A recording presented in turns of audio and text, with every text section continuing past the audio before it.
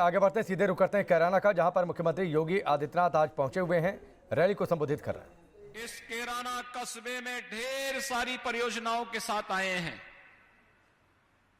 याद करिए 2017-18 में यहां के नागरिकों ने, यहां की बहनों ने, यहां की बेटियों ने, यहां के प्रमुख व्यापारी और उद्योगपतियों ने एक मांग की थी कि यहां पर पुलिस चौकी का सुदृढ़ीकरण होना चाहिए। हम लोग उस कार्य को पहले ही कर चुके हैं। हमारे जनप्रतिनिधि बराबर इस बात को कहते थे कि यहां पर पीएससी का एक बटालियन होना चाहिए। और भाइयों बहनों, 250 करोड़ रुपए की लागत से पीएससी की इस बटालियन का आधारशिला रखने के लिए आज मैं यहां पर आया हूं। 1278 पीएससी के जवान रहेंगे यहां पर।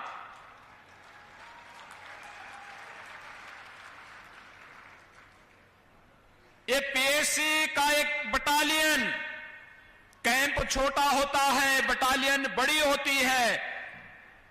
यहां पर किसी भी विपरीत परिस्थिति का सामना करने के लिए यहां के प्रत्येक नागरिक के मन में सुरक्षा का एक नया विश्वास जागृत करने के लिए बड़ी भूमिका का निर्वहन करेगा। और यही तो आश्वासन देने के लिए आज एक बार फिर से मैं आपके पास आया हूं, आपसे कहने के लिए।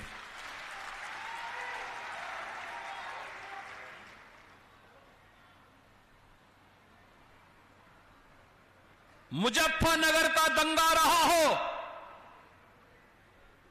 या फिर कैराना का पलायन, ये हमारे लिए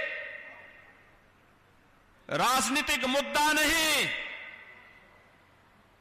बल्कि प्रदेश और देश के आन मान और शान पर आने वाली आंच का मुद्दा रहा है। और हम लोग जब सत्ता में नहीं थे तब भी हम लोग कहते थे कि इस प्रकार की कायराना हरकतों को हम स्वीकार नहीं करेंगे। और सत्ता में आए तो अपराध और अपराधियों के प्रति जीरो टॉलरेंस की नीति के तहत कार्य प्रारंभ हुआ। कभी कैराना कस्बे में यहां के व्यापारी और यहां के नागरिकों को प्लान करने के लिए मजबूर करने वाले अपराधी आपने विगत 4.5 वर्ष के अंदर देखा होगा, स्वयं प्लान करने के लिए मजबूर हो गए। किसी अपराधी और किसी माफिया की हैसियत नहीं कि वो सिर उठा करके सड़कों पर चल सके। धमकी की बात तो दूर, वो सड़कों पर चल सके। और अगर किसी ने दुस्साहस किया, किसी व्यापारी और निर्दोष नागरिक पर गोली मारने का दुस्साहस किया, तो वह गोली उस व्यापारी और उस नागरिक पर तो नहीं लगी, लेकिन उल्टी उसकी छाती को बेचते हुए उसको दूसरे लोग की यात्रा को भी भेज दिया गया। भाइयों बहनों, ये हमारे लिए राजनीतिक मुद्दा नहीं हो सकता है, ये हमारे लिए अस्मिता का मुद्दा है, आन वान और शान का मुद्दा है। हम किसी के सम्मान के विरुद्ध कोई कार्य नहीं करेंगे, लेकिन कोई हमारी अस्मिता को ठेस पहुंचाने का प्रयास करेगा, बहन बेटियों की इज्जत के साथ खिलवाड़ करेगा, निर्दोष व्यापारियों का उत्पीड़न करेगा, अराजकता की स्थिति पैदा करेगा, दंगा भड़काने का प्रयास करेगा, तो उसकी आने वाली कई पीढ़ियां भूल जाएंगी फिर कि कैसे दंगा होता है और कैसे सुरक्षा के साथ खिलवाड़ होता है। और यही तो माहौल दिया है, यही माहौल दिया है भारतीय जनता पार्टी की प्रदेश की सरकार ने पिछले 4.5 वर्ष के अंदर उत्तर प्रदेश के अंदर। और भाइयों बहनों, यही कार्य किया है। देश के अंदर आंतरिक और बाह्य सुरक्षा की सुदृढ़ स्थिति को बनाकर के आदरणीय प्रधानमंत्री जी के नेतृत्व में भारतीय जनता पार्टी नेतृत्व की केंद्र की सरकार ने जिन लोगों के लिए वोट बैंक सर्वोपरि है, वे मुजफ्फरनगर के दंगाइयों को सम्मानित करते थे। वे कैराना के आतताइयों का सम्मान करते थे, क्योंकि उनके लिए वोट बैंक महत्वपूर्ण था। जब मुजफ्फरनगर में 2 निर्दोष नौजवान मारे जाते हैं, तब लोगों को जाति नजर नहीं आ रही थी। जब वहां पर निर्दोष हिंदुओं के घर जलाए जा रहे थे, तब ये जातिवाद की राजनीति करने वाले, तब इनको जाति नजर नहीं आ रही थी। लेकिन भाइयों बहनों, ये धर्म चक्र है। इसी के लिए कहा गया है धर्म चक्र प्रवर्तनाय की बात इसीलिए कही गई है। ये चक्र तो धर्म का घूमता है। ये चक्र ऐसा मोदी जी ने घुमा दिया है, जो लोग कल तक मंदिर जाने में संकोच करते थे, आज उनका टीका इतना बड़ा लगता है, तिलक इतना बड़ा लगाते हैं कि जैसे यही सबसे बड़े हिंदू हैं।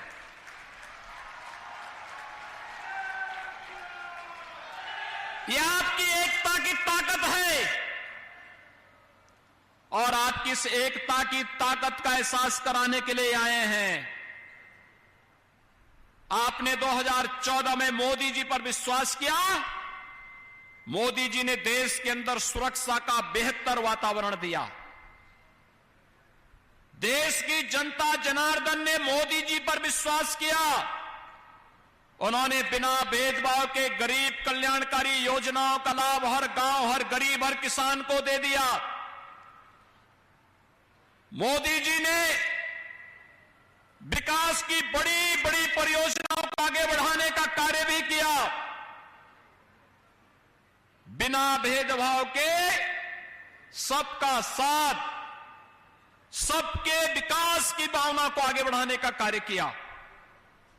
आपने 2017 में मोदी जी के आह्वान पर भारतीय जनता पार्टी को वोट दिया। प्रदेश के अंदर सरकार ने 4.5 वर्ष में सरकार कैसे चलनी चाहिए, यह भी करके दिखा दिया। पहले सरकारें चलती थी अपने लिए, अपने परिवार के लिए, अपने खानदान के लिए। नौकरी भी लगती थी चेहरा देखकर, पैसा देखकर। आज तो जब शामली और मुजफ्फरनगर के जवान भी उत्तर प्रदेश पुलिस में भर्ती होते हैं और शिक्षकों की भर्ती में उनका भी स्थान होता है, तो मुझे सचमुच प्रसन्नता होती है कि पहले इन नौजवानों को झूठे मुकदमों में फंसा करके इनकी जिंदगी को तबाह करने का कार्य होता था। मुझे याद है हमारे विधायक और सांसदों के खिलाफ झूठे मुकदमे दर्ज किए गए थे। बाबू हुकुम सिंह जी के खिलाफ, इतने वरिष्ठ नेता के खिलाफ, श्री सुरेश राणा के खिलाफ, श्री तेजेंद्र नरवाल के खिलाफ, श्री संजीव बालियान के खिलाफ झूठे मुकदमे दर्ज कर दिए जाते थे, प्रताड़ित किया जाता था, महीनों महीनों इन्हें जेल में डाला जाता था। दंगाइयों को मुख्यमंत्री के आवास में बुलाकर के सम्मानित किया जाता था, लेकिन आपकी आवाज को उठाने वाले नेताओं को जेल के अंदर ठूंस दिया जाता था, उन्हें प्रताड़ित किया जाता था, झूठे मुकदमों में फंसा करके उलझा दिया जाता था। पिछली सरकारें विकास तो कुछ नहीं करती थी। विकास का मतलब एक परिवार होता था। विकास का मतलब न सड़क, न बिजली, न पानी, न हॉस्पिटल, न गन्ना किसानों के गन्ना मूल्य का भुगतान, न किसानों के लिए क्रय केंद्र, न समय पे खाद, न समय पे बीज, कुछ भी तो नहीं मिलता था।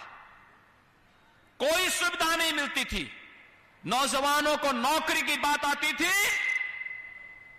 वह पूरा खानदान वसूली के लिए निकल पड़ता था। जाति देखी जाती थी, क्षेत्र देखा जाता था, और न गरीब को मकान मिलता था, न शौचालय मिलता था, न बिजली का कनेक्शन मिलता था।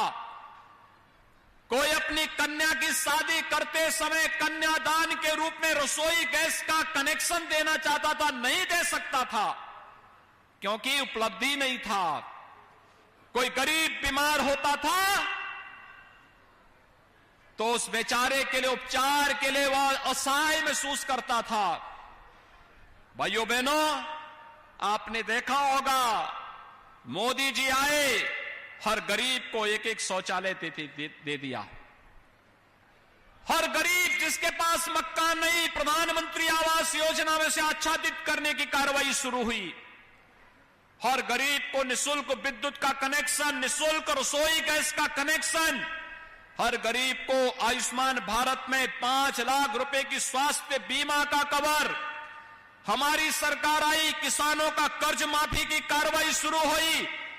ये जो किसानों की बात करते हैं, इनसे पूछे तुम भी तो सत्ता में थे, तब किसानों का कर्ज माफ क्यों नहीं हुआ? हमारी सरकार ने 36,000 करोड़ रुपए का 86 लाख किसानों का कर्ज माफ किया। आपके शामली जनपद के भी हजारों किसान थे। प्रधानमंत्री मोदी जी ने 10 करोड़ किसान, 12 करोड़ किसानों को देश के अंदर प्रधानमंत्री किसान सम्मान निधि दिया। 6,000 रुपए सालाना हर किसान के खाते में बिना किसी सिफारिश के आ जाता है। ये पैसा कांग्रेस के समय में, सपा के समय में, बसपा के समय में और अन्य लोगों के समय में क्यों नहीं आ पाया? कारण है, किसान उनके एजेंडे का हिस्सा नहीं था। किसानों को भुनाना तो चाहते थे, लेकिन उन लोगों ने कभी भी उनके हितों के लिए ईमानदारी पूर्वक कार्य नहीं किया। पहले लोगों को शुद्ध पेयजल नहीं मिल पाता था। भाइयों बहनों, आज जिन योजनाओं का लोकार्पण और शिलान्यास हो रहा है, काफी बड़ी संख्या में लगभग 425 करोड़ रुपए की लागत की ये परियोजनाएं हैं, जिसमें पॉलिटेक्निक भी है, ITI भी है, हॉस्पिटल भी है, पेयजल की स्कीम भी है और तमाम स्कीम हैं जो हर नागरिक के जीवन में व्यापक परिवर्तन लाने में सहायक हो सकती हैं। आज आप देख रहे होंगे, इस शामली बिजली के लिए तरसता था। 800 करोड़ रुपए की लागत से एक सब स्टेशन हम लोगों ने आपके शामली जनपद को ही दिया है। भाइयों बहनों, उपचार के लिए पहले शामली के लोग 2017 के पहले दिल्ली जाते थे और कोरोना कालखंड में मैंने देखा है, यहां के जिला प्रशासन ने स्वास्थ्य विभाग के साथ मिलकर के इतनी बेहतरीन व्यवस्था दी कि दिल्ली के लोगों को उपचार कराने के लिए शामली आना पड़ा था। और अब तो हम शामली में मेडिकल कॉलेज को भी निर्माण करने की प्रक्रिया के साथ आगे बढ़ रहे हैं। शामली जनपद का भी तो अपना मेडिकल कॉलेज होना चाहिए, क्यों नहीं होना चाहिए? सुरक्षा का हम पुख्ता इंतजाम करेंगे और हमने तय किया है, सुरक्षा के साथ किसी को खिलवाड़ करने की छूट नहीं देंगे। कानून को हाथ में लेने की किसी को छूट नहीं। सुरक्षा सबको, लेकिन अगर किसी ने सुरक्षा में सेंध लगाने का प्रयास किया तो फिर उसको भी मालूम है कि कौन से लोग की यात्रा पे फिर निकलना है। और इसलिए भाइयों बहनों, ये कैराना, इसका अपना इतिहास रहा है। कभी कैराना घराना मशहूर था संगीत के क्षेत्र में, शास्त्रीय संगीत के क्षेत्र में इसकी अपनी एक पहचान थी। पूरा भारत का फिल्म जगत अगर उत्तर प्रदेश के किसी एक अन्य कस्बे के प्रति उनके मन में एक आत्मीय लगाव था, तो भाइयों बहनों, उसमें से कैराना भी एक महत्वपूर्ण जगह थी। लेकिन आज कैराना घराने की पहचान को कुछ लोगों ने अपनी फितरत और अपनी नफरत की भावना के साथ इसकी इस पहचान को मिटाने का कुत्सित प्रयास किया। यहां के व्यापारियों को, यहां के नागरिकों को पलायन करने के लिए मजबूर किया था। आज मैं इसीलिए आया हूं, जो मांग आपने की थी 250 करोड़ रुपए की लागत से पीएसी की इस बटालियन के आधारशिला को रखने के लिए, और भाइयों बहनों 1278 जवान यहां पर पीएसी के रहा करेंगे। और पीएसी का जब डंडा चलेगा तो बड़े से बड़े दंगाई अपने आप ही दूसरे लोग की यात्रा करता हुआ दिखाई देगा। अब वह यहां पर अराजकता नहीं फैला सकता, और अगर फैलाएगा तो फिर उसको भी मालूम होगा कि इसके बाद कोई और चारा नहीं होगा गले में तख्ती लटकाने के सिवाय। और भाइयों बहनों, आज इसीलिए हम सब आपके बीच आए हैं आपसे कहने के लिए, ये विकास की परियोजनाएं जो यहां पर यहां के लोगों के जीवन में परिवर्तन लाएगी। आपने देखा होगा कैराना से बाईपास निकल रहा है, शामली बाईपास के रूप में विख्यात होगा।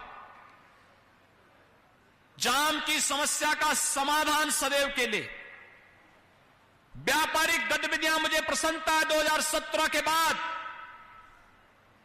2017 के पहले जो व्यापारी चले गए थे, पलायन कर गए थे, जिन लोगों ने भय और दहशत के माहौल में यहां से पलायन किया था, आज वे वापस आए हैं और उनको व्यापार में तेजी के साथ उन्होंने निवेश करके व्यापार को अपना बढ़ाया है। मैं उन सब का अभिनंदन करता हूं। और मैंने पहले भी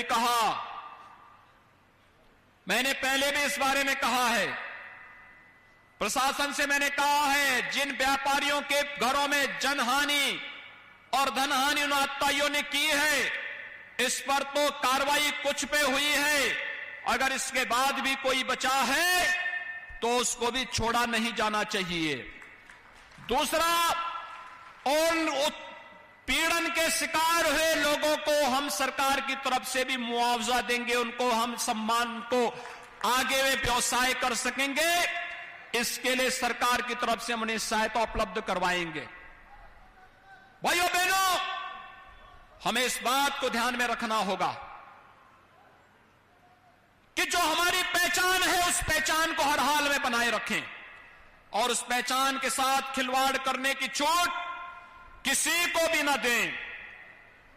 पश्चिमी उत्तर प्रदेश का नौजवान, यहां का किसान, यहां की माताएं मेहनती हैं, जीवन के प्रत्येक क्षेत्र में अपनी एक नई पहचान बनाने के लिए लालायित हैं, और आज उसको हम भी सरकार की तरफ से सहयोग करने के लिए आज यहां पर आए हैं।